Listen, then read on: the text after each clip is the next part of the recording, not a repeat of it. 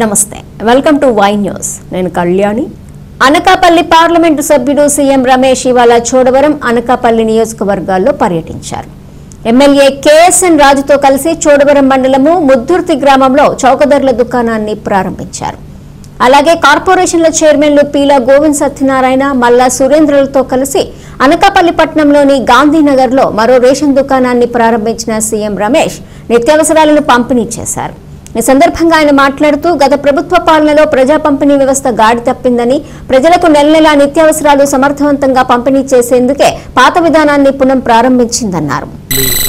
Parliament Anakapalli టౌన్లో గాంధీనగర్ 82వ ward ration shop open చేయడం జరిగింది. ఇక్కడ లబ్ధిదారులందరూ కూడా ఇక్కడే చూశారు. మహిళలందరూ చాలా సంతోషంగా ఉన్నారు. మళ్ళీ పాత రోజులు వచ్చాయి. కూటమి ప్రభుత్వం వచ్చింది.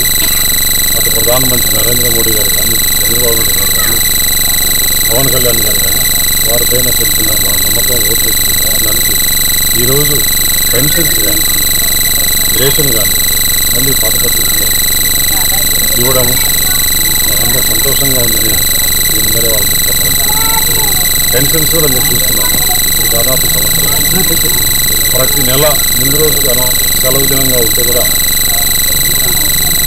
ముందు రోజు ఒకరోజు ముఖ్యమంత్రి గారు తప్పకుండా వారందరి దగ్గరికి వెళ్ళి తీసుకోవాలని వాలంటీర్లు లేకుంటే పెన్షన్ లేమని చెప్పేసి ఎలక్షన్ టైంలో జగన్మోహన్ రెడ్డి డ్రామా అంతా మనం చూశాం. ఏమాత్రం వాలంటీర్లు లేకుండా స్మూత్గా ఉండే ఆఫీసర్లు ఉండే కూటమి నాయకులు ప్రతి ఇంటి దగ్గరికి వెళ్ళి పెన్షన్ ఇవ్వడం కానీ ప్రభుత్వ పథకాలు ఏదైతే ఉన్నాయో గ్యాస్ కానీ అలాగే బ్యాలెన్స్ సూపర్ సిక్స్లో ఏదైతే ఉన్నాయో విద్యాదీవెన కానీ ఈ బస్సు ప్రయాణం కానీ మిగతా అన్నీ కూడా రైతు బంధు కానీ ఇవన్నీ కూడా రాబోయే రోజుల్లో త్వరలో స్కూల్స్ ఓపెన్ చేసినప్పుడు విద్యాదీవెన ఇస్తామని చెప్పేసి మన కడపలో కూడా ముఖ్యమంత్రి గారు చెప్పడం ఏమాత్రం అనుమానం లేదు. సూపర్ సిక్స్ బ్రహ్మాండంగా సక్సెస్ అవుతుంది. ఈ రాబోయే రోజుల్లో ప్రజలకు పేద ప్రజలకు సేవ చేయడానికి కూటమి ప్రభుత్వం ప్రజలకందరూ కూడా ప్రధానమంత్రి గారి పైన కానీ చంద్రబాబు నాయుడు గారి పైన కానీ పవన్ కళ్యాణ్ గారి పైన కానీ నమ్మకం ఉంది.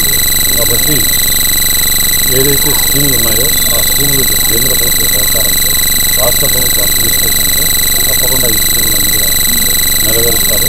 రాబోయే రోజుల్లో ఏమాత్రం కూడా ఇబ్బంది లేకుండా ఒక సైడు